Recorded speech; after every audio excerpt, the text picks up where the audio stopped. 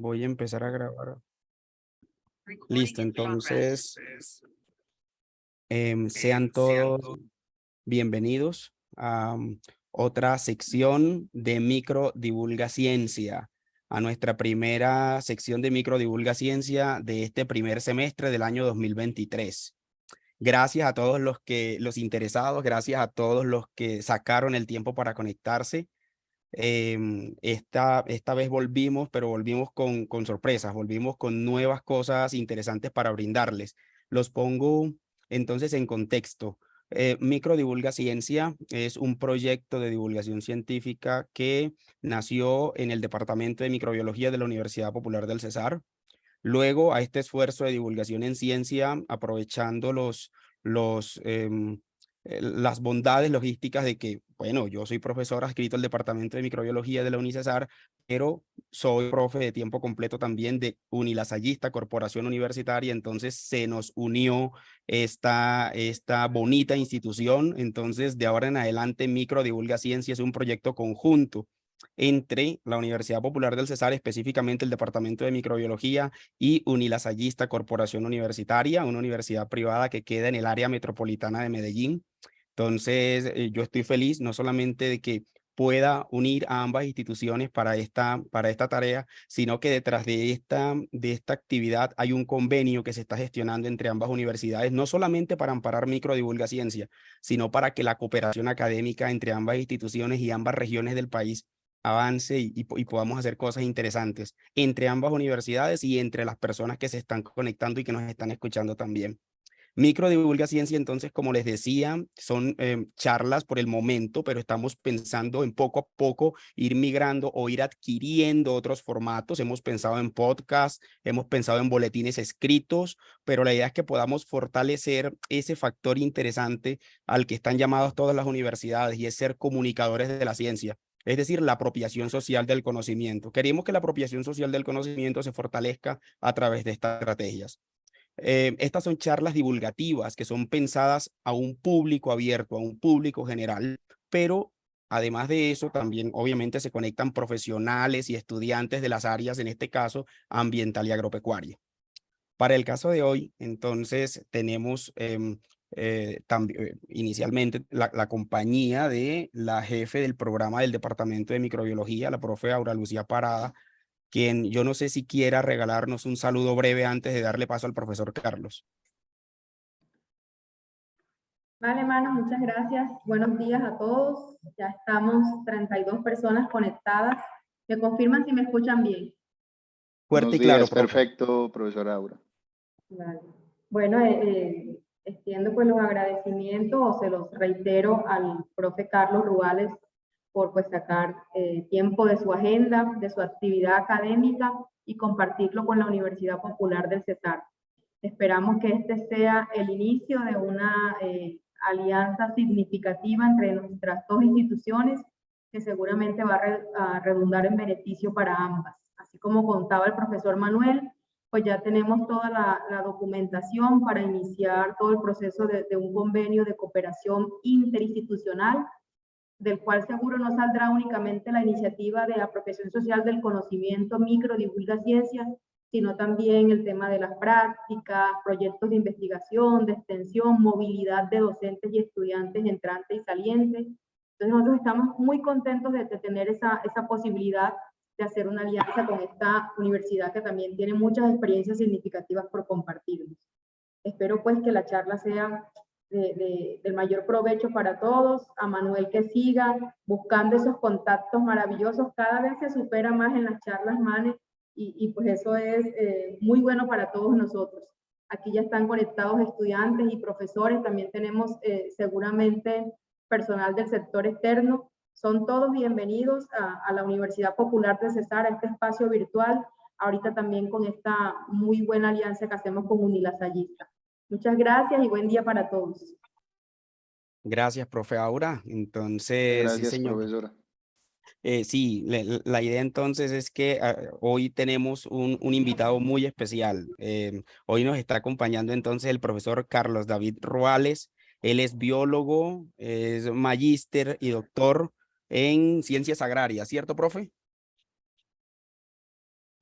Sí, esencialmente en la línea de acuicultura, En ¿sí? acuicultura, Ciencias sí, señor. agrarias. ¿Mm? El profe Carlos David es profesor de tiempo completo, adscrito a la Facultad de Ciencias Agropecuarias de Unilasallista Corporación Universitaria.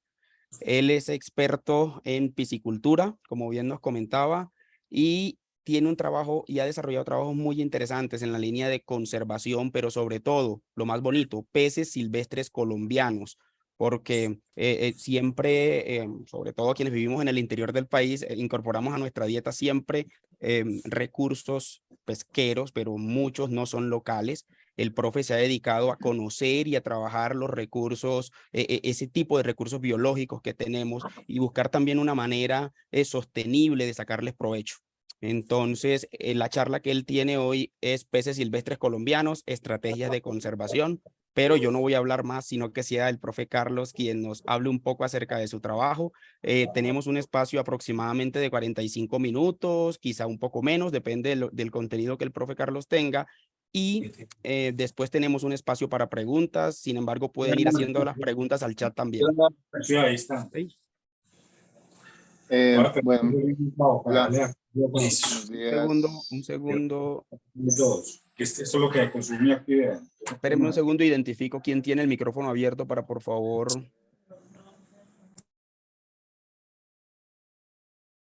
Listo, creo que ya. Bueno, buenos días para todos. Como ya me presentaron, pues trabajo acá en la Universidad Lasallista hace unos añitos ya. Y agradezco pues a Manuel por la oportunidad pues de presentar algunos de los resultados que hemos tenido a lo largo de este tiempo de trabajar con peces nativos, sobre todo. Algunos de ellos endémicos, pero de mucha importancia obviamente en el ecosistema. Eh, la intención de la charla está dirigida esencialmente pues a contar las experiencias y a dejar una semillita para quien guste de los peces, no solamente de comérselos, sino también de protegerlos. Agradezco a Manuel porque puso en la foto pues en el acta publicitaria una foto mía de hace como yo no sé cuánto, estoy muy joven ahí la verdad. Pero bueno, no importa. Vamos a entrar en materia. Aquí voy a desconectar de la cámara para que no haya inconvenientes luego con la señal. Muy bien.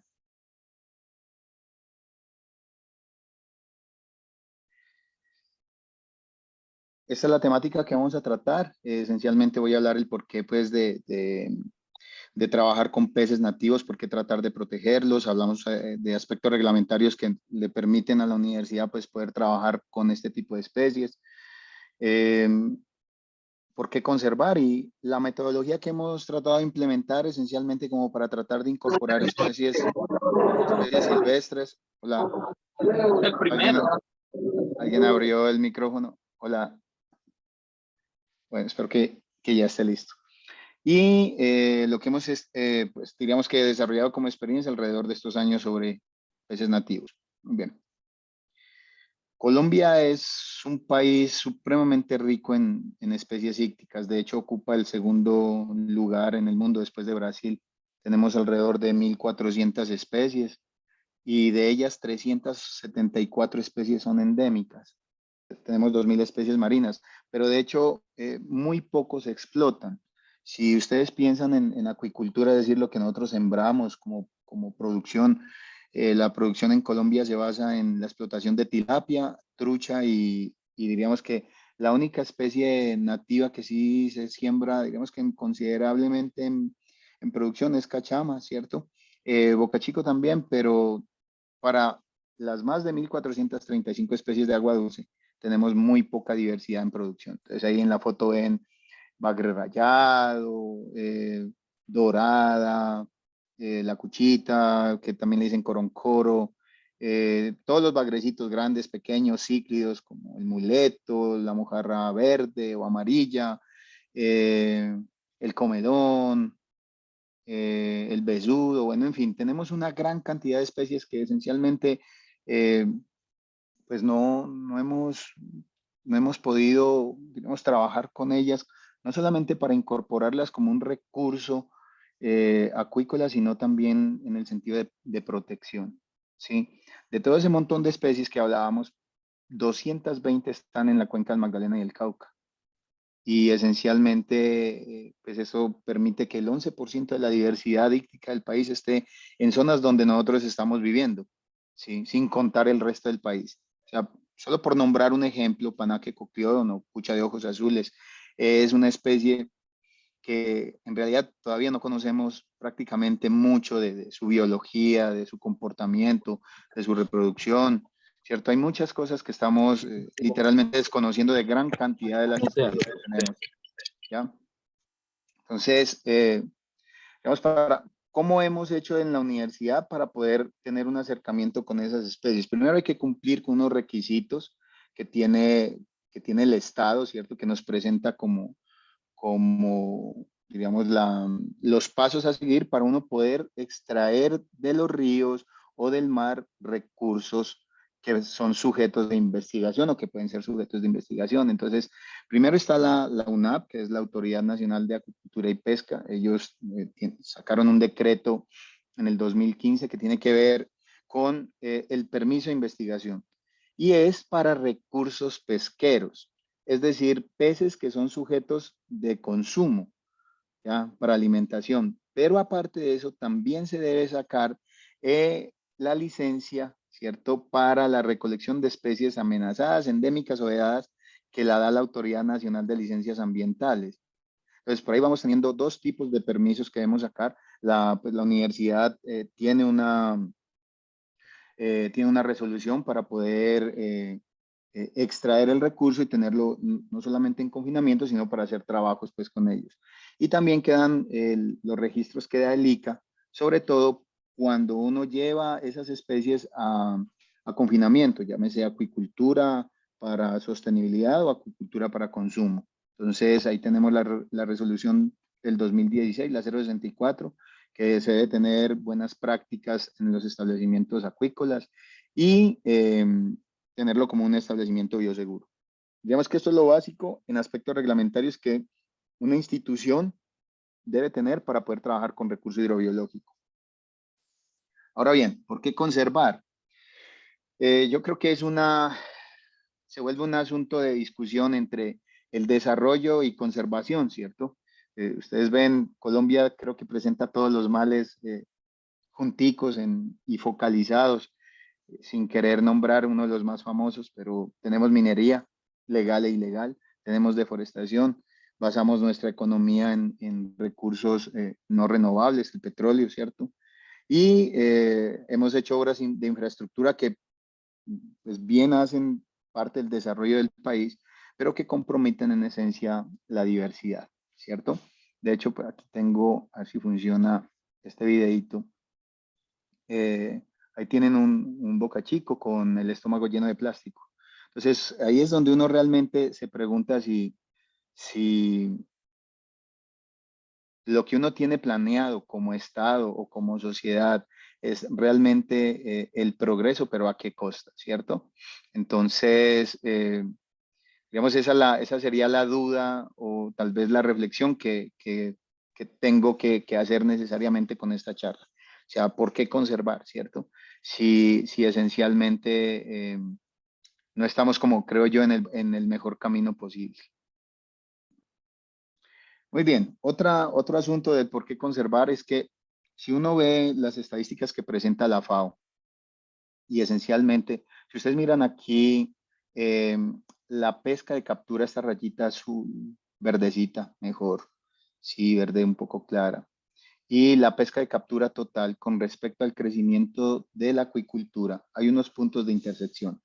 Y esos puntos de intersección muestran dos cosas literalmente, que la acuicultura para consumo humano, ¿sí? No está ya siendo sostenida por pesquería.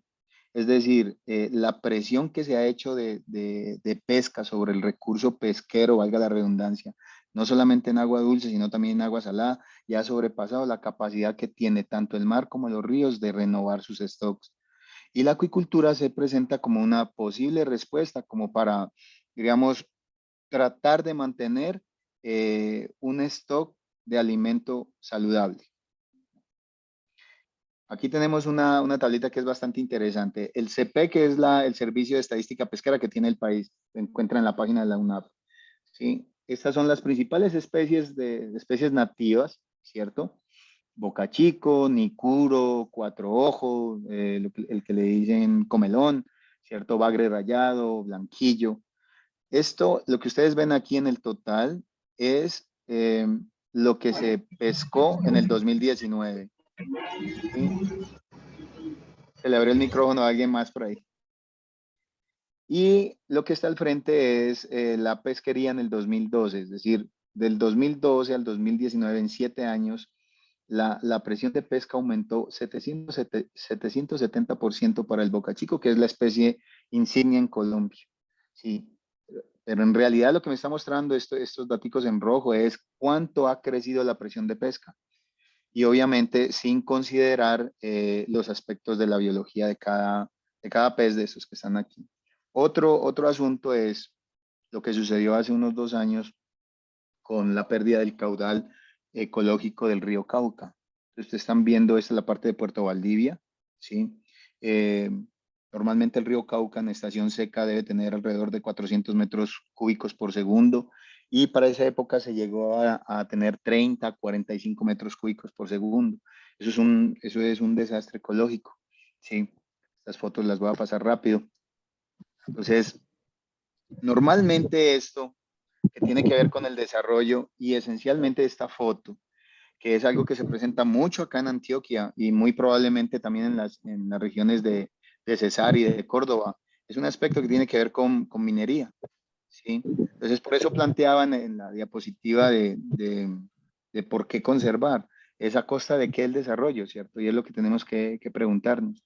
Miren la condición, bueno, el río literalmente es seco y sin embargo con unos afluentes cargados de un montón de contaminantes, ¿cierto? Producto de una minería irresponsable. Como resultado de eso, ¿alguien tiene abierto el micrófono? Por favor, lo podría cerrar. Gracias. Como resultado de eso, pues las fotos que ustedes están viendo ahí, mortalidad, pérdida de biodiversidad y todo lo que eso implica, incluso de recurso pesquero que no hemos todavía ni conocido siquiera.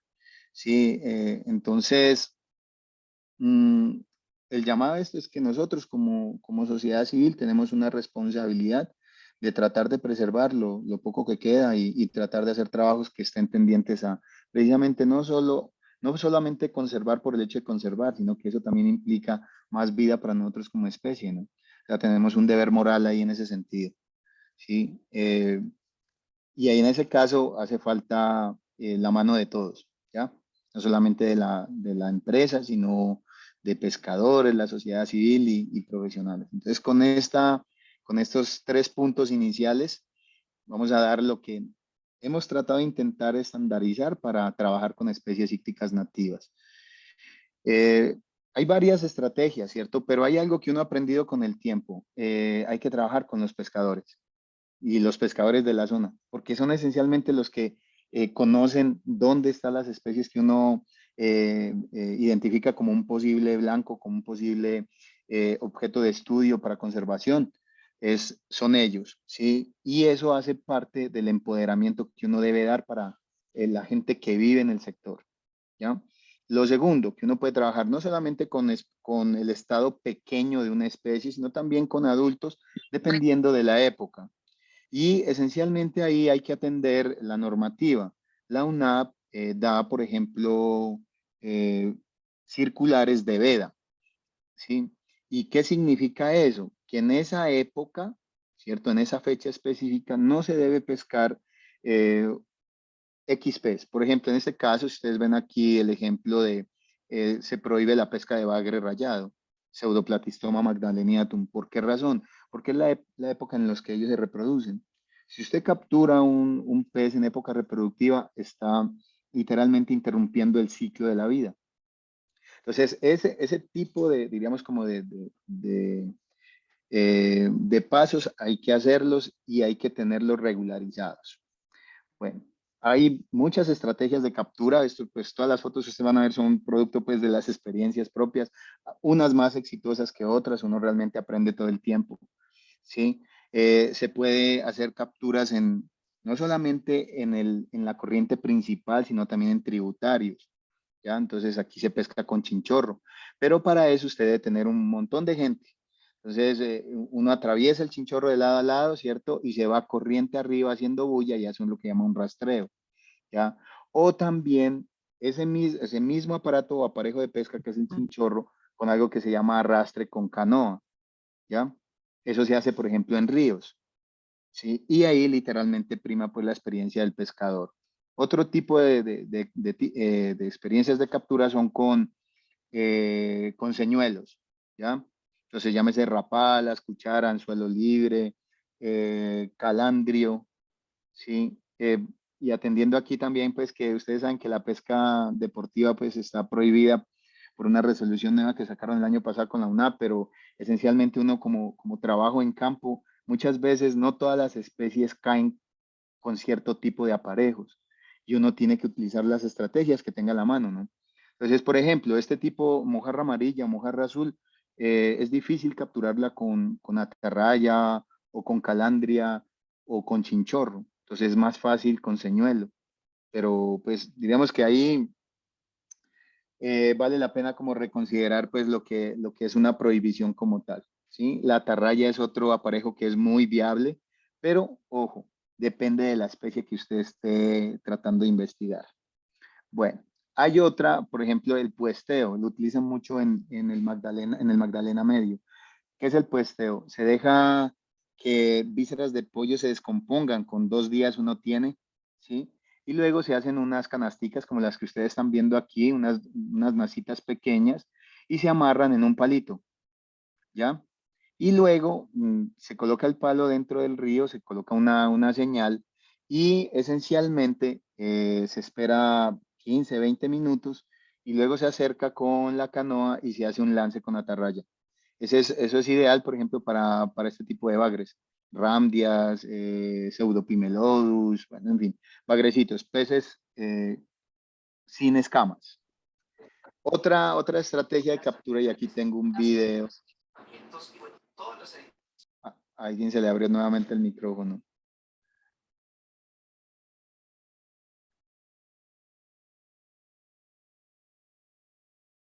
Eh,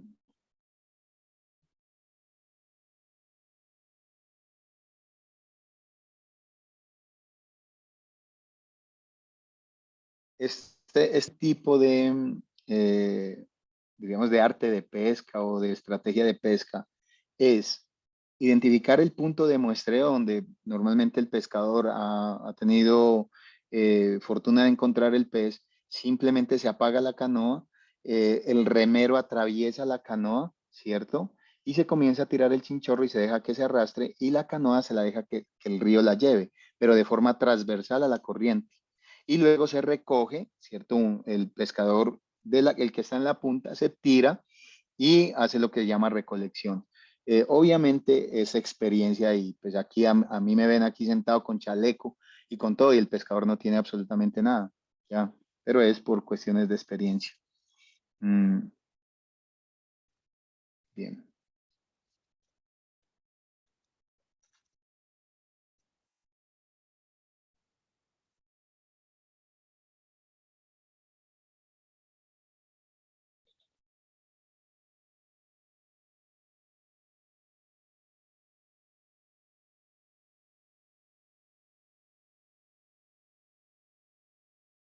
Listo. Otro tipo de captura, sí, es la que se da, por ejemplo, en sitios como Morichales o Cananguchales. Esto literalmente se hace en zonas de inundación o humedales. Típico, por ejemplo, en el Meta para captura de ornamentales, una malla mosquitera. Y entonces miren que para cada, diríamos, para cada ecosistema, para cada ambiente hay una forma de hacer captura de ejemplares. Ahora, para el transporte existe desde lo más pupio, lo más especializado, que esto normalmente, por ejemplo, es en el Huila, ¿sí? Transporte en este caso de tilapia, pero que literalmente se puede adaptar para especies silvestres, ¿cierto? Entonces, por ejemplo, esto es lo que les dicen una canoa grande con piscinas, ¿cierto? Donde hay una planta que genera oxígeno. Los peces van, diríamos, a confort o existen los camiones con los Transfish, que también son bodeguitas especiales para llevar los peces en comodidad, ¿ya? ¿Sí? Esto es, por ejemplo, este es un Transfish para camioneta, tiene aireación, ustedes están viendo aquí estas mangueritas negras son manguera polidifusora, hay una pipa de oxígeno, pues no solamente como auxiliar de un aireador, sino también en el caso de que el aireador no funcione, colocar oxígeno en el agua para que los peces estén en confort y no tengan ningún tipo de inconveniente. Y existe el transporte nuestro, el autóctono, que es todo lo que realmente uno tiene que adaptarse cuando está en el campo y no tiene todas las herramientas posibles. Pues, por ejemplo, costales, ¿cierto? Pero tienen que ser rápidos. Las neveras o cavas para donde se puede colocar la cerveza o la carne para un camping sirven también para hacer transporte. Literalmente uno tiene que adaptarse a lo que tenga en el sitio como para poder hacer de la mejor manera posible la captura y el transporte de los peces hacia el sitio o laboratorio donde usted vaya a hacer las pruebas, ¿sí? Por ejemplo, eso es transporte de alevinos y tiene que ser en un tipo de bolsa que soporte no solamente la presión, sino que no se vayan a romper en el camino. Entonces tiene que ser mínimo calibre 6. Y lo que uno hace es colocar del volumen total que pueda tener la bolsa, 3 partes de oxígeno, o sea, hay oxígeno puro, y una parte de agua, ¿ya? Normalmente ese tipo de transporte o ese tipo de estrategia es para pequeños peces y puede durar o puede servir hasta para 24 horas, diríamos, de un sitio a otro donde se requieran llevar. Pues miren, esto es en el caso de que no hay otra forma sino una camioneta, entonces se puede utilizar también la parte de atrás de la camioneta. Es decir, lo que llama la atención con esto es que usted debe adaptarse a lo que tenga en el momento, ¿sí? En este caso, lo bueno es que usted puede colocarles aire acondicionado. Los peces, cuando usted les baja la temperatura, bajan su metabolismo y eso implica menos estrés. Se tiene que hacer sedación leve. Normalmente utilizamos eugenol, aceite de clavo, pues es el nombre común. ¿Ya? Ahora les muestro un trabajo completo que hicimos con panaque. Y también puede ser con tricaína, MS-222. Esas son pues formulaciones que sirven, ¿sí? Y ahí está la cita bibliográfica, si alguna vez les interesa los trabajos de sedación pues en peces. Muy bien.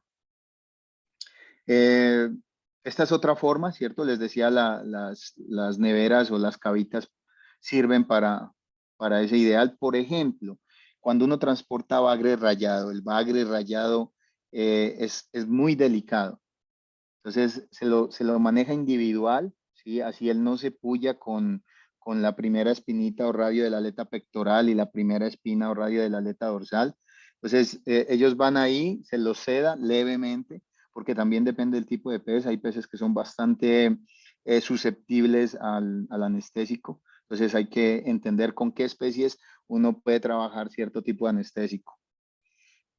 Esta es otra forma, ¿cierto? Cajones. Incluso nosotros algún día probamos un transporte con volqueta, pero la volqueta la forramos con plástico grueso, ¿sí? Y le adaptamos un aireador de 1/8 de caballo y pudimos transportar, digamos, más o menos un tiempo de 1 hora y media y transportamos bagres. Sí, no es muy recomendado, ¿cierto? Pero cuando no hay otra forma, pues uno tiene que valerse de lo que hay, como ya les dije. ¿Sí? En campo es muy fácil trabajar con jaulas, porque las jaulas el pescador las puede dejar pegadas a la canoa, ¿cierto? Entonces el pez no se estresa porque va literalmente en su medio, ¿sí? Y hay algo que es muy importante. Uno siempre tiene que registrar los parámetros de calidad de agua del río donde fueron capturados o del espacio donde fueron capturados para poderlos replicar hacia donde se van a llevar. Esto fue una construcción de tanques para transporte cuando hubo la contingencia con el río Cauca. Realmente estos son isotanques, ustedes los conocen, están alrededor de 90, 120 mil pesos se abre una ventana en la parte superior, se conectan dos pipas de oxígeno, se coloca manguera polidifusora y aceite de clavo y queda listo un transporte, no el ideal, pero sí, diríamos, rápido, cómodo y muy práctico. Bueno, aquí estamos transportando bagres, ¿sí? Miren que es fácil en una camioneta pues con peatón hacer ese tipo de transporte. Hay otras formas de transporte, por ejemplo, para panaque o para cuchas. ¿Por qué utilizamos tubos? Porque esencialmente ellas son de carácter solitario y cuando están en cardumen, o sea, cuando uno las transporta en cardumen, se lastiman mucho, son muy agresivas. Entonces lo que hacemos es como hacerles una especie como de apartamentico individual, se tapan los extremos con polisombra, es decir, agua está pasando por ahí, ¿cierto? Y esencialmente se llenan, se tapan, se sedan y miren que van dentro de un tanque con aireación.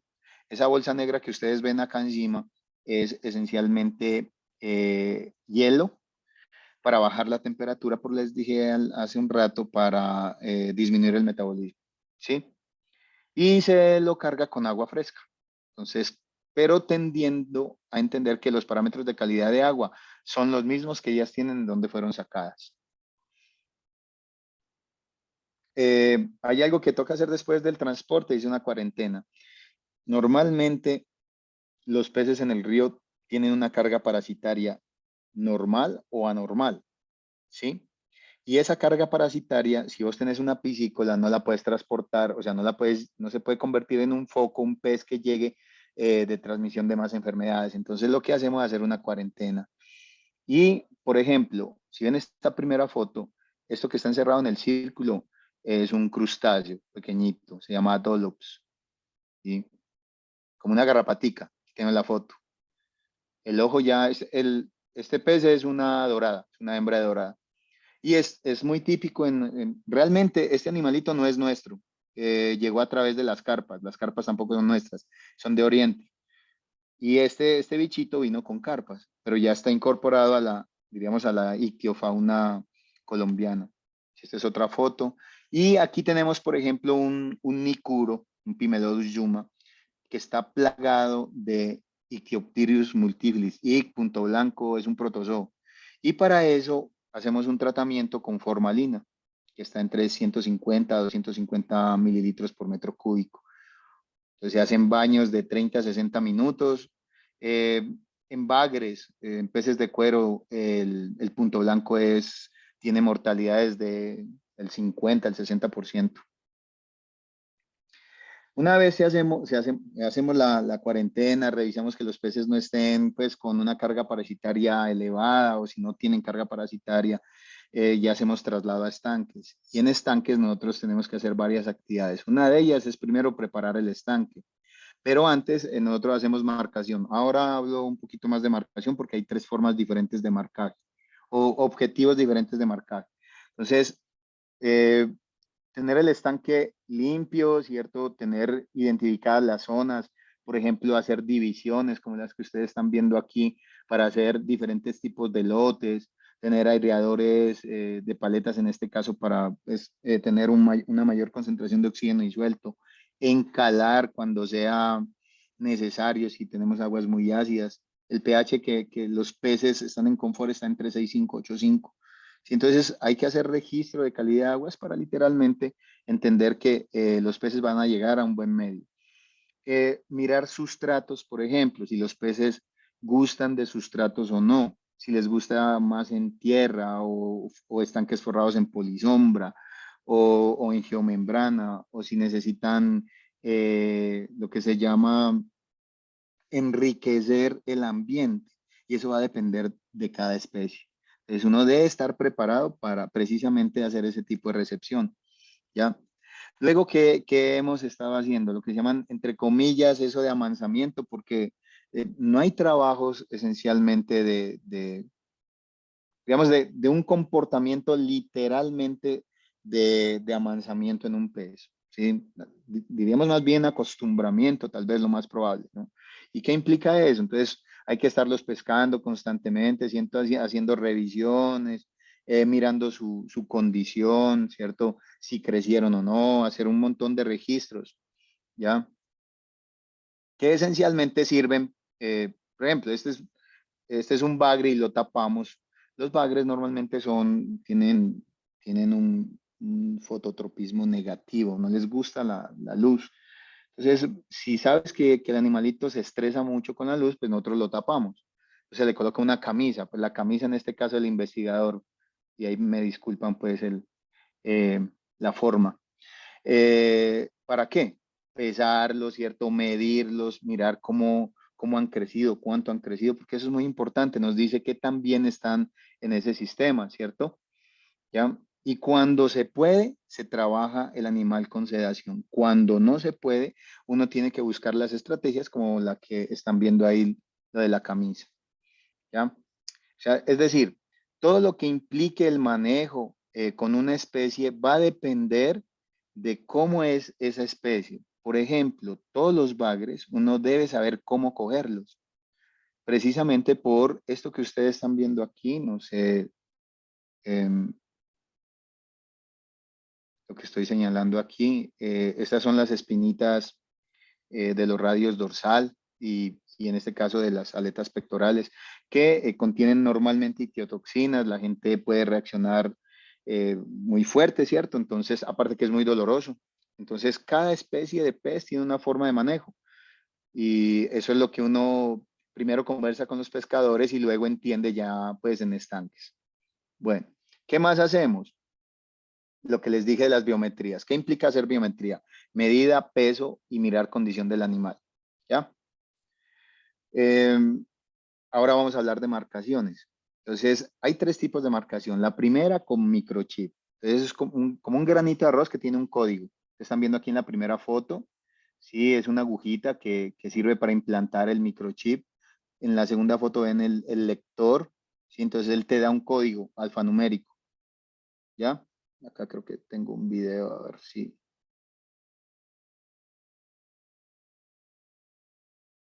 Es como colocar una inyección, la verdad. ¿Sí?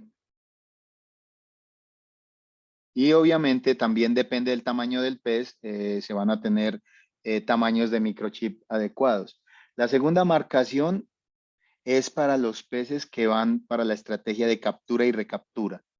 ¿Qué significa eso? Es para mirar el, el recorrido que puede hacer un pez en un ambiente dado. Entonces, supongamos, capturamos un bocachico en Puerto Valdivia, se lo captura, ¿cierto? Y se lo marcan. Ustedes ven estas chapeticas de aquí, son pitillitos que se prensan al calor, se sellan y que se coloca un código y un número de teléfono. ¿Y para qué sirve el número de teléfono? Normalmente las estrategias de captura y recaptura que implican el trabajo con la comunidad. Entonces uno le dice al pescador, por cada pez que se capture, entonces usted llama, y se llaman a este número, entonces dice, ah, mire, cogí este pez con esta chapeta, si nosotros hicimos una liberación en Puerto Valdivia y el pez fue pescado en el río Man en Caucasia.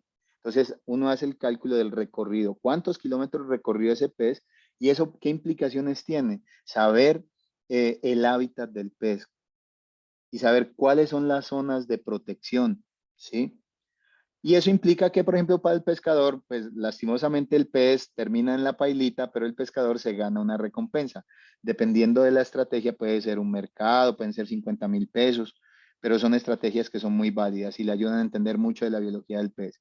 El otro tipo de marcación tiene que ver con la parte genética. Uno toma una muestra, ¿cierto? Para mirar genéticamente cómo está la salud de esa población.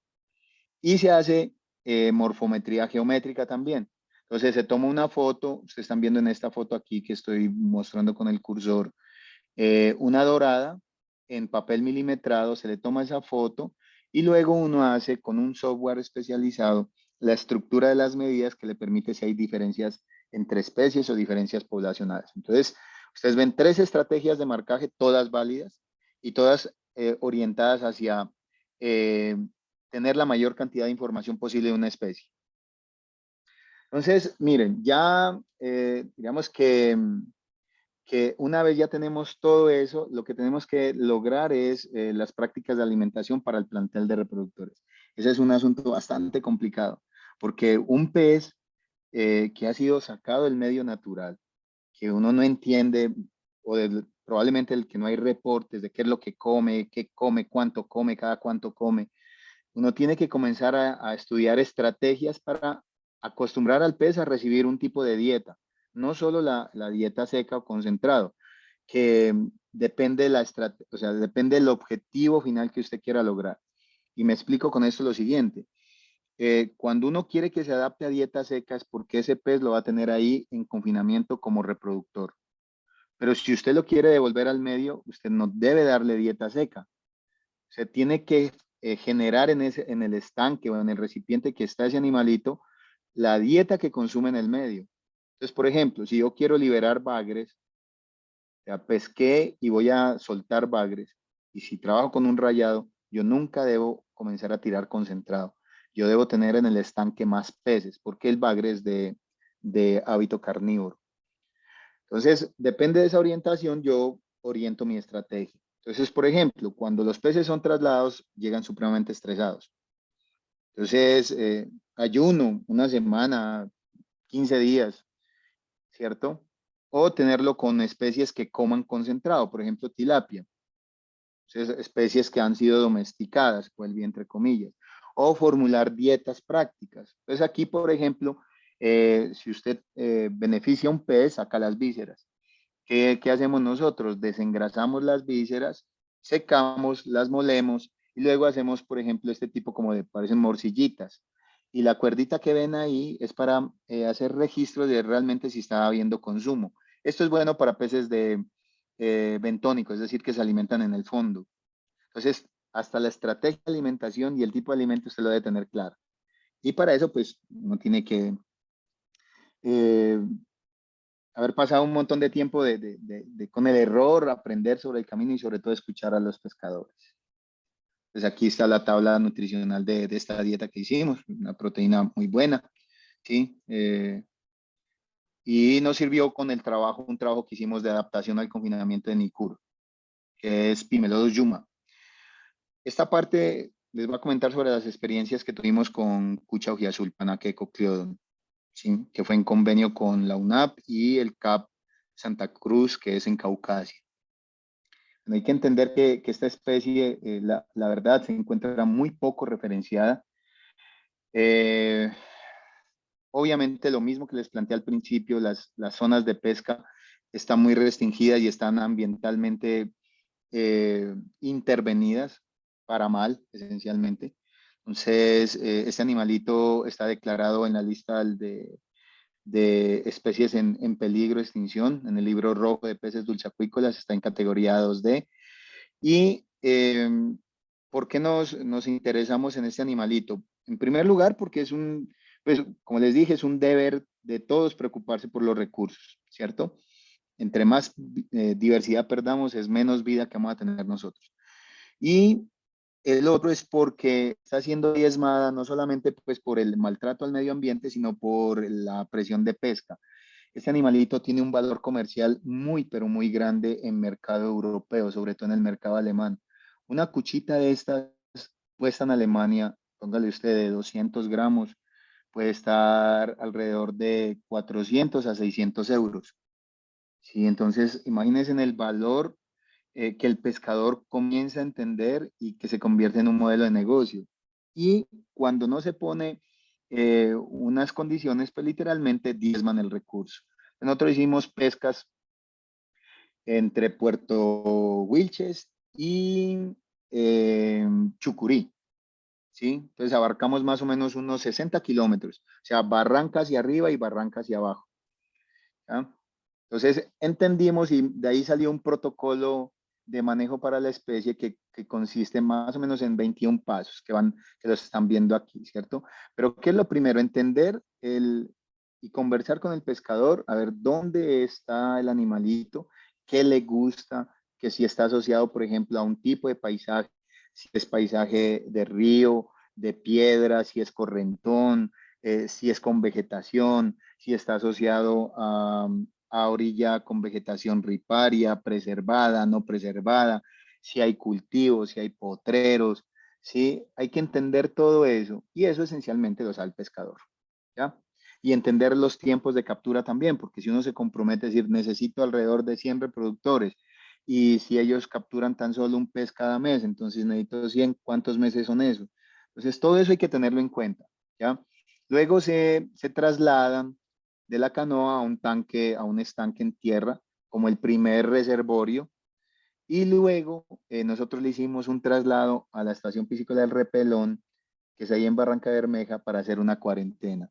Si ustedes están viendo esta foto, vean, aquí hay un líquido que se llama Stress Guard, Anguard, que son sustancias que nos ayudan a proteger el animal en un transporte.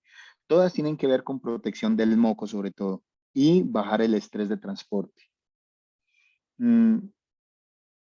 Y obviamente el Transfish, el transporte, tiene no solamente aireación, o sea, un motorcito de 1/8 de caballo, sino también una pipa de oxígeno auxiliar por si acaso. ¿Ya? Luego hicimos cuarentena en este tipo de tanques, ¿ya? Tanques circulares, con recambio, ¿cierto? Libre recambio, ¿ya? Y ahí también volvimos a utilizar estas sustancias para comenzar a hacer desparasitación. Luego hicimos el transporte y el transporte es especial. Es individual y en este tipo de bolsa, calibre 3, más una bolsa interna que en el mercado le dicen pañal, pues no sé por qué, pero le dicen pañal, ¿cierto? Calibre 5. O sea, la bolsa interna negrita que ustedes están viendo acá es calibre 5. Y hay una bolsa externa calibre 3 y tiene fondo cuadrado. ¿Y por qué es importante en cuchas un fondo cuadrado? Porque la forma del cuerpo de ellas es, hagan de cuenta, como un triángulo, como una pirámide. ¿Sí? No es fusiforme como la mayor parte de los peces. Entonces eso necesita una bolsa especial. ¿Sí? Igual se toman parámetros de calidad de agua, ¿cierto? Y en bolsa individual para cada ejemplar contratamos un camioncito con termoquín y llevamos la temperatura entre 24 y 26 grados centígrados. ¿Sí? Luego utilizamos dos ambientes. Uno en el CAP Santa Cruz en Caucasia, un estanque con mucho palo, forrado en geomembrana, y el laboratorio de acá de la universidad, que son tanques en plástico negros de 1000 litros de agua, unidos a un sistema de recirculación, es decir, que el agua recircula, pero obviamente mejorando la calidad del agua. O sea, manejando los parámetros de calidad de agua de la especie. Cuando llegaron, se colocaron en los tanques, ¿cierto? Y las bolsas se dejaron más o menos entre 15 y 20 minutos para que, para que al menos la temperatura del agua de recepción fuera la misma o se le equilibrara con la que traían en la bolsa, ¿ya? Una vez esperamos ese equilibrio entre la temperatura, medimos oxígeno disuelto, amoníaco, alcalinidad, dureza y esperamos otros 40 minuticos más para poderlos liberar. Entonces aquí se están liberando. Bueno, luego nos tocó hacer observación, ¿cierto? ¿Ya? Y ¿qué vimos? Esencialmente que todas, absolutamente todas las cuchitas estaban parasitadas con un gusano que se llama Lernia ciprinácea, y también es un parásito que no debería estar en Colombia y sin embargo está, y es de ciprínidos, de carpas. Entonces ha sido introducido. Lo que ustedes están viendo en la foto es quitándole los parásitos con un depiladorcito, ¿ya? Por ejemplo, aquí ven esta foto, ¿ya? Uno de los problemas más graves que tuvimos y a los que nos enfrentamos fue a una mortalidad. Tuvimos mortalidades del 60% en ambos, tanto aquí como en el laboratorio como en Caucasia. Y fue porque esencialmente los animales llegaron supremamente parasitados. Entonces, si ven, eh, hay dos asuntos ahí. Primero, el estrés del cambio de hábitat, sacarlos del río para colocarlos en un ambiente confinado, ¿cierto? Segundo, que el animal estaba cargado parasitariamente, ¿cierto? O sea, ya venían con ese parásito. Y tercero, que esencialmente, al no conocer nosotros el animal, ese cambio abrupto de hábitat literalmente incrementó la respuesta del parásito. Es decir, le dimos un mejor ambiente al parásito para que acabara de matar al bichito. Pero no solamente fue eso, también nosotros pues con los animales que murieron hicimos histopatología, ¿cierto? Aparte pues de que hicimos tratamientos pues, con antibióticos, lo que nos recomendaron. Y la patología mostró daño renal severo, más o menos un daño renal del 80%. ¿Qué nos está diciendo eso? Los animalitos están enfermos y si están enfermos es de donde están literalmente, donde fueron sacados. Si ustedes ven la zona de muestreo, está con influencia del puerto petrolero de Barranca Bermeja, ¿sí? Entonces, eso es lo que realmente uno no ve, pero que comienza a entender cuando trabaja con una especie como esta, o con cualquier otra especie en realidad que usted saque del río. ¿Qué otra cosa hicimos? Ya como manejo en cautiverio, merística. Entonces sacamos como 45 medidas, 46 medidas. Nunca se había hecho un trabajo de estos. Lo poco que pudimos es coincidir con un trabajo de Mojica del 2012, pero tan solo para el conteo de los dientes que tiene tanto en el maxilar como en la mandíbula, ¿cierto? Son dientes que son muy particulares porque son en forma de cucharita, entendiendo que este animalito es de hábito silívoro. Él come madera, ¿ya? Entonces se convierten digamos, en el protagonista de hacer reconversión de carbono en los ríos, porque él literalmente raspa toda la madera y disponibiliza más el carbono. Entonces, el papel ecológico que ese animal cumple es supremamente importante. ¿Ya? Bueno. Otros aspectos del manejo en cautiverio y hacer el seguimiento de los parámetros de calidad del agua. Entonces, miren estas grafiquitas. Lo que ustedes ven en rojo es en río y lo que ven azul es en el laboratorio. ¿Ya? Entonces, por ejemplo, este es el pH. Y al principio del experimento, en confinamiento, nosotros tuvimos un bajón muy alto de pH porque fue cuando se nos enfermaron y comenzamos a trabajar el agua bajando pH porque utilizábamos químicos, ¿cierto?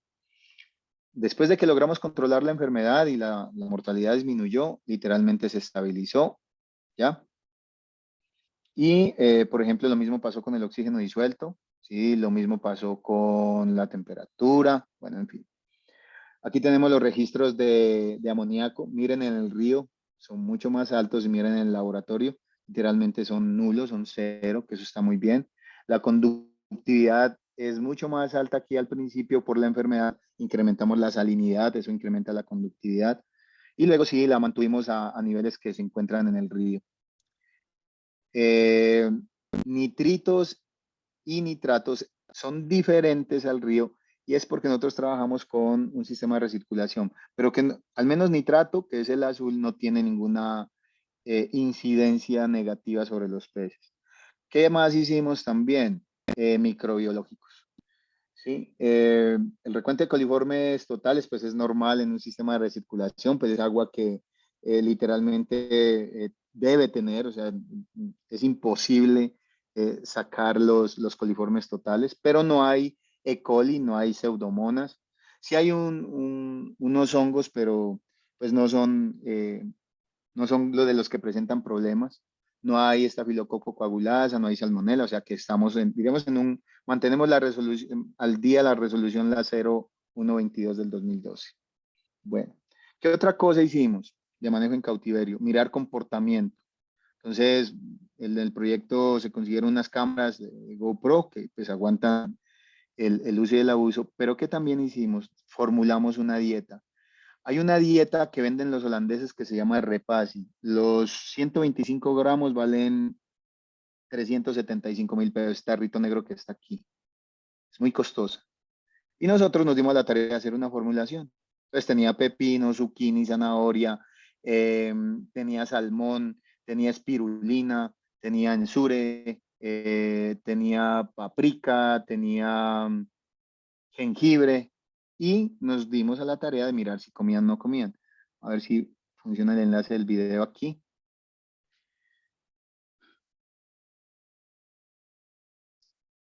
Perdón un momento, a ver.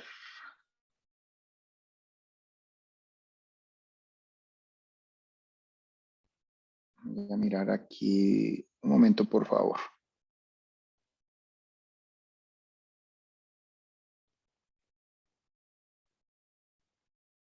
No tengo el enlace del video, pero ahora al final se los coloco, que lo debo tener por aquí. Y aparte de eso, pues como les dije, estudiamos el comportamiento, ¿sí? El laboratorio pues de la universidad es donde fue que hicimos el experimento. ¿Qué evaluamos en etología? Esencialmente el comportamiento alelomimético, el comportamiento agresivo, dónde les gustaba estar, qué hacían, ¿cierto? Si tenían interacciones, si peleaban. Y esencialmente ahí tenemos varios casos, ¿cierto? Ya. Si ustedes vieron aquí, por ejemplo, esta cuchita abrió el opérculo y desplazó a la otra. Son bastante territoriales, la verdad, ¿sí? Y muy pocas veces ve como pruebas como de amistad. Muy pocas veces uno ve. De hecho, ve movimientos de como tremulaciones, ¿sí? Ahora pueden ver que ahí pelean.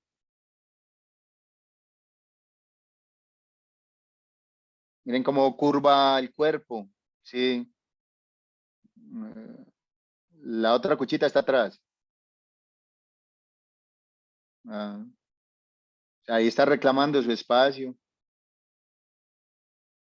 Ah,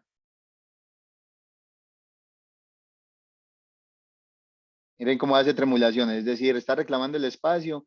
Eso es algo que normalmente uno pues no tiene la oportunidad de ver en medio natural, porque no tiene pues las herramientas, ¿cierto? Pero es lo que se debe hacer. A ver, que tengo ese otro video. Ah, el de consumo.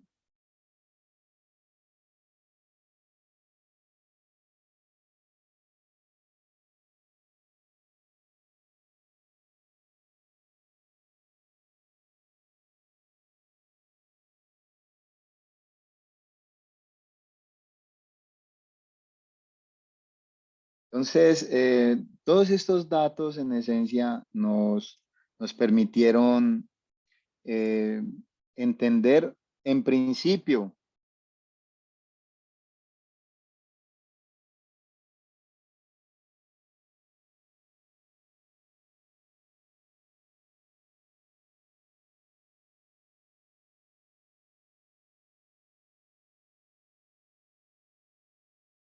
Profesor Carlos. Hola. Qué pena que deje de escucharlo por un momento. No, estaba dejando ahí el video. Entonces, miren, por ejemplo, ustedes se preguntarán, ¿por qué hay un tenedor ahí? La estrategia para que la zanahoria, el pepino y el zucchini no floten es atravesarlo pues, con algo que tenga peso. Es un cuchillo, un tenedor. Entonces ahí pues literalmente lo bonito de tener las cámaras es que pues usted puede ver qué es lo que hace el animalito. Entonces este es un resumen de aspectos del comportamiento. Pues por ejemplo, muy poco copian, ¿sí? Muy poco copian, es decir, muy poco sociales son. Realmente tienen más comportamiento agonístico, es decir, este es mi espacio, váyase para otro lado, ¿cierto? ¿Dónde les gusta estar esencialmente? Debajo de los palos. Y entonces entiende uno que eso es lo que le gusta. ¿Qué indica eso? Que usted esencialmente debería enriquecer mucho un ambiente donde la quiera tener, ¿ya? En cuestiones de ingesta, les gusta estar en el sustrato, aunque también pueden estar raspando madera. Y en el comportamiento natatorio son peces de fondo. Entonces, todo eso a mí me sirve en esencia para, pues, trabajar ambientalmente, enriqueciendo un acuario, un tanque, en donde vaya a tener el animalito. Otro resultado de la investigación fue el protocolo de sedación. Esto incluso ya está publicado, ahí está la publicación. ¿Y qué encontramos? Miren, evaluamos 5 concentraciones de aceite de clavo, ¿sí? Y medimos en cuánto tiempo el animal perdía el eje de nado, pero digamos, con una modificación de los protocolos, porque como les dije, la forma de este pez es triangular. Entonces, él realmente no pierde el eje de nado. Usted tiene que meter la mano y saber si está literalmente dormido. En otros peces que son fusiformes es muy fácil, porque el pez literalmente flota y usted ve que él literalmente voltea. Esos animalitos no voltean. Entonces nos tocaba meter la manito, revisar realmente, y la mejor concentración que nos dio pues los resultados fue la de 35 miligramos por litro. Para alcanzar el tipo 4, que es cuando el animal está literalmente dormido y usted puede trabajar con él, se tarda 49.67 segundos. ¿Sí? Y en recuperarse ya tipo 5, es decir, que el animal está literalmente despierto, es 148.3 segundos. Entonces miren que la concentración de 35 está dentro de el menor tiempo para alcanzar la sedación total y también el menor tiempo en recuperarse, que eso también es importante. Es decir, evitamos estrés. Bueno, ¿qué otra cosa hicimos? Utilizar ecografía. Para eso teníamos que sedar el animal. Entonces, primero hicimos el proceso de sedación, luego comenzamos a trabajar con ecografía. Aquí nos acompañó el profesor Fernando Ortiz, ¿cierto? Y pudimos estandarizar el proceso, ¿ya? Incluso al principio lo llevamos a la clínica, luego sí ya lo hicimos en el laboratorio de peces con el ecógrafo pues manual. Entonces, miren, esto es una hembra. ¿Y por qué esencialmente trabajamos con ecografía? Normalmente uno en peces tiene dos opciones. Cuando usted puede ver el dimorfismo sexual a simple vista y cuando no. Este es un animalito que usted no sabe si es macho o es hembra. Entonces tocaría hacer biopsia y la biopsia es invasiva. Entonces esta estrategia no es invasiva y uno distingue literalmente de manera muy fácil. Entonces miren, esta es una ecografía de una hembra. Si ustedes ven aquí están los huevitos o los ovocitos. Tiene ovocitos muy grandes, la verdad.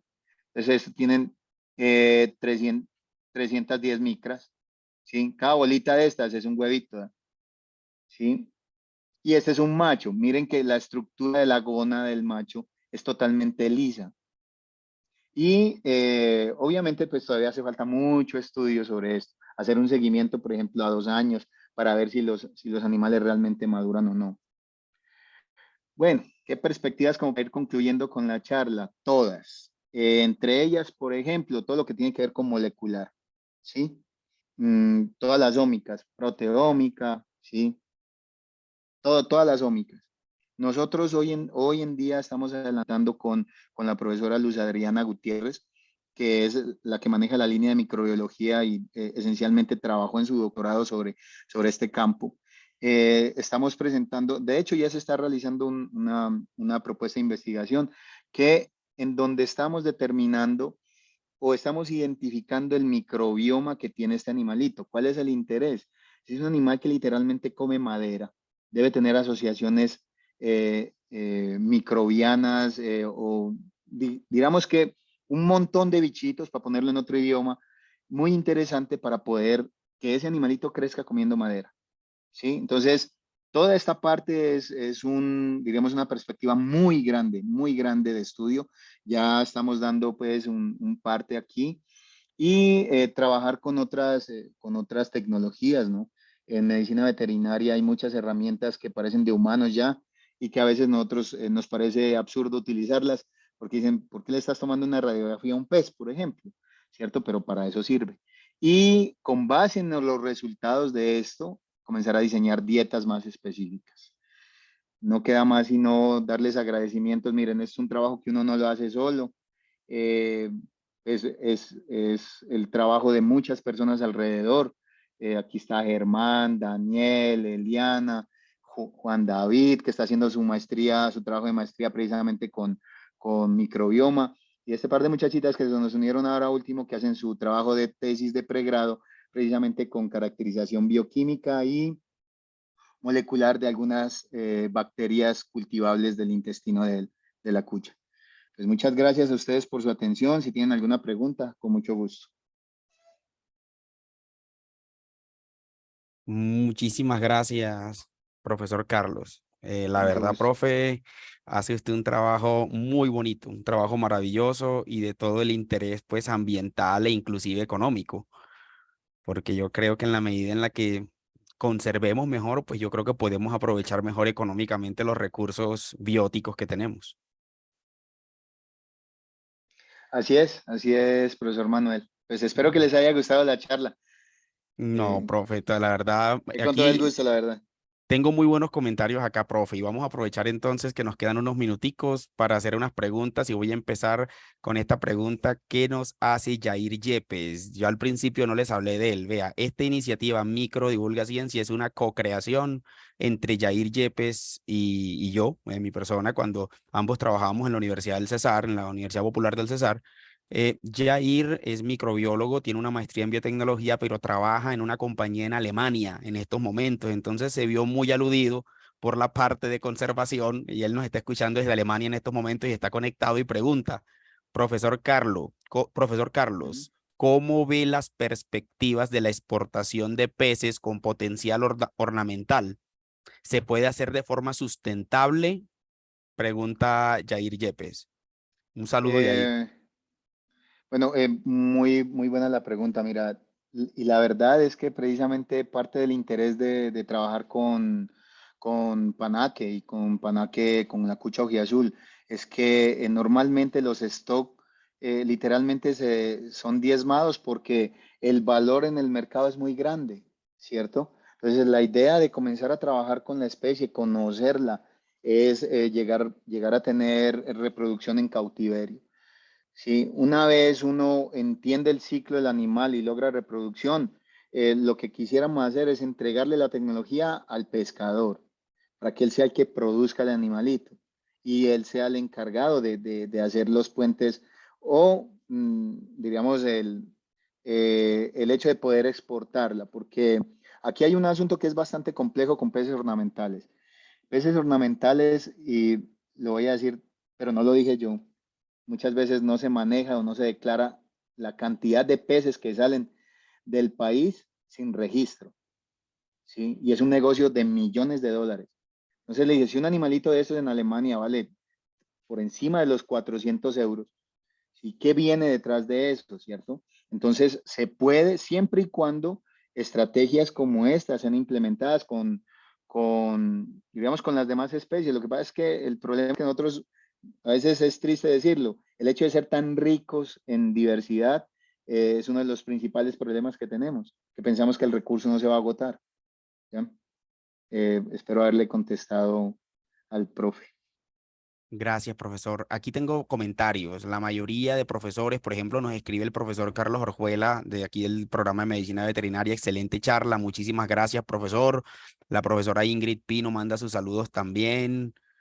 Estudiantes de medicina veterinaria expresan sus agradecimientos. Profesores de la Universidad del Cesar. Hay un comentario muy especial de parte de la profesora Lenis Melo de la Universidad Popular del Cesar que dice, interesante ver este trabajo interdisciplinario y que es importante para cada uno de nosotros. Aporta no solo a la salud ambiental, no solo a la salud humana, sino también ambiental y animal. Muchas gracias. Entonces, profe, yo creo que hay mucha gente que se está viendo aludida porque particularmente son microbiólogos y hay un componente microbiológico interesante. Entonces, aquí le están escribiendo de un departamento de microbiología, entonces están todo el mundo como muy interesado en los aspectos microbiológicos de la conservación. Bueno, yo la verdad, y le soy sincero, yo no soy experto en microbiología. De hecho, este trabajo que estamos haciendo con la tesis de maestría de Juan David está liderado por la profesora Luz Adriana. Sí, yo aprendo realmente. La experta en esa parte es ella.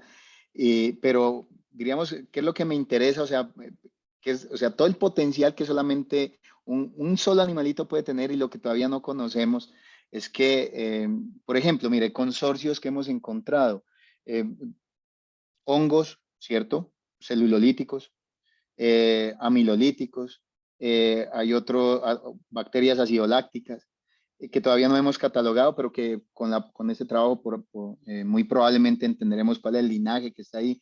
Y si eso, por ejemplo, yo pensando en la parte de producción, lo llevo a una dieta, por ejemplo, ¿qué puedo hacer, cierto? O sea, lo que pasa es que en microbiología eh, está todo el potencial, ¿cierto? Está todo el potencial. Y los microbiólogos realmente saben eso. Yo soy un metidito ahí, pero porque me encantan los peces, ¿no? Es eso realmente. No, no, ¿Ya? profe, la verdad, usted hace un trabajo muy holístico y integra muchas disciplinas. Sí, de eso se trata. Uno tiene que apoyarse con las personas que saben. Pues yo sé de nutrición, ¿cierto? De peces, de reproducción de peces, que es como mi fuerte, ¿cierto?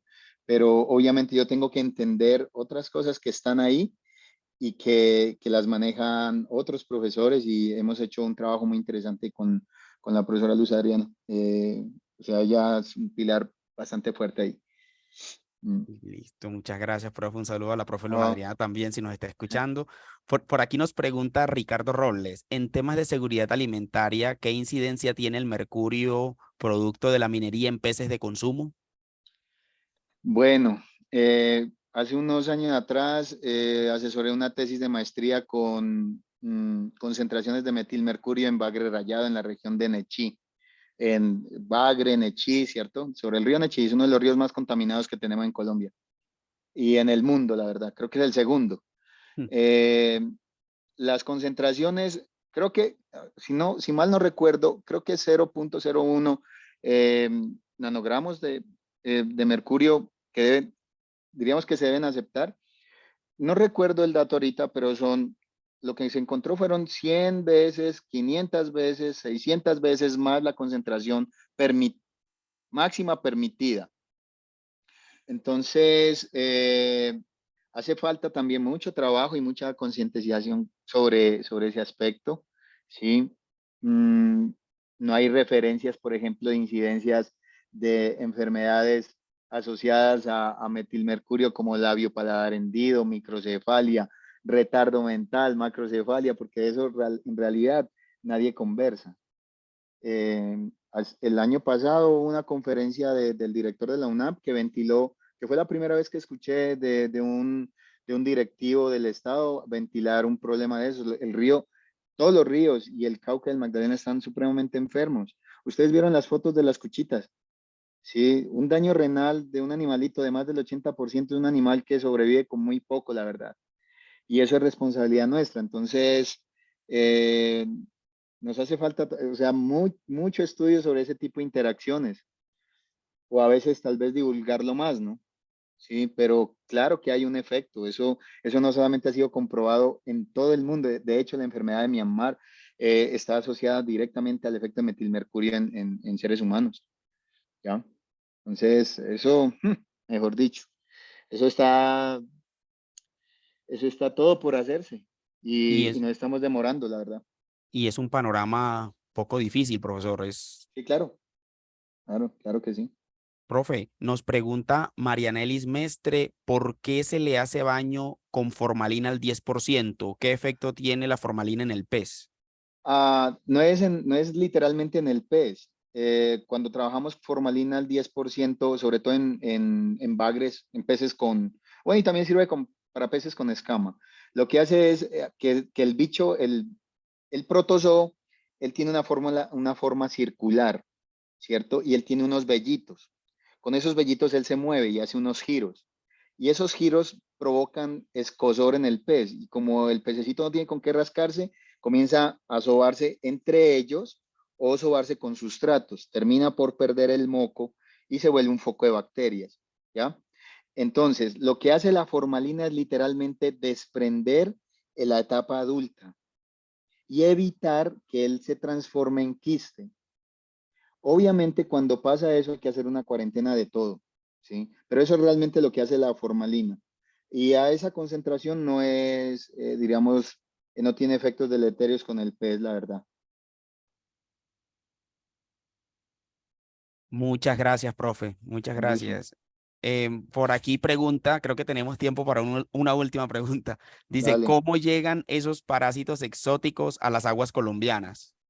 Fácil, mira, eso vienen de esencialmente de ciprínidos. Los ciprínidos, por ejemplo, Ciprinus carpio, que es la carpa, una carpa común. Ellas son traídas de Europa, de los húngaros o de Oriente.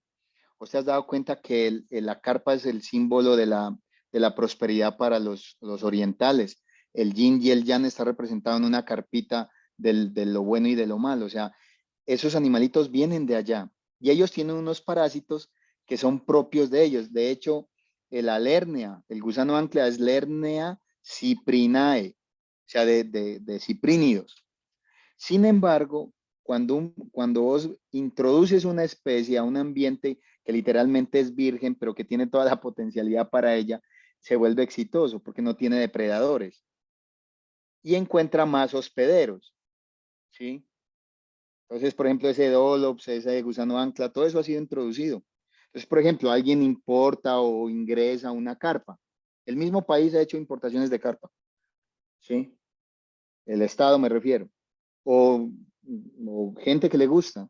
Y luego no son responsables con el asunto, por ejemplo, o si se meten por los extramuros, ¿cierto? No hacen una cuarentena, no saben que tienen parásitos que vienen con una carga parasitaria y luego las producen en una estación, se liberan al río accidental o intencionalmente y esos parásitos se vuelven exitosos y se convierten ya parte como entre comillas de lo cotidiano de un río, pero no, esos parásitos no son nuestros. Y así llegan, ¿ok? Ok, profe, muchas gracias. Bueno, con Profe, gusto. un correo electrónico, profe, al que podamos, las personas que están interesadas en el tema, por ahí hay un par de preguntas más, pero ya creo que no nos da tiempo de conversar sobre ellas.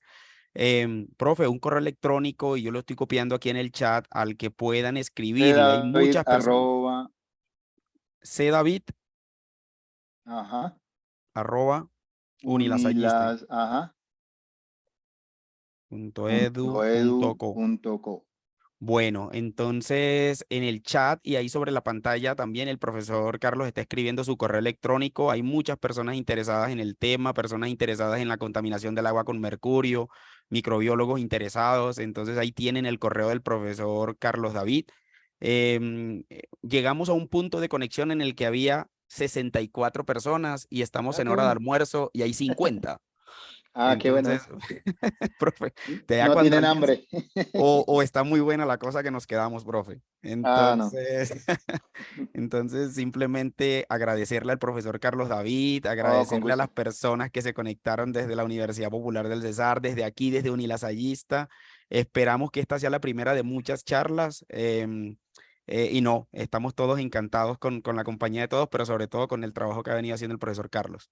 Muchas gracias por la invitación nuevamente, profe Manuel, y para todas las personas que se aguantaron y que estuvieron pues presentes hasta el final. Faltó una parte que hace, que es un componente básico, que es el de la reproducción, pero eso es otro asunto también.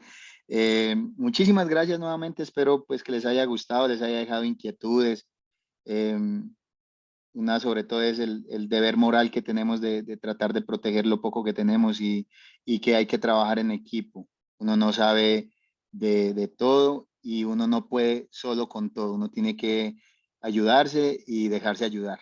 Eso es tal vez lo que les dejo de reflexión. Muchas Mucha- gracias. A usted, profe, a usted y un llamado también a que nos visiten aquí en su laboratorio, ¿cierto, profe? Y en Claro, donde tiene sus claro, peces. claro, así es.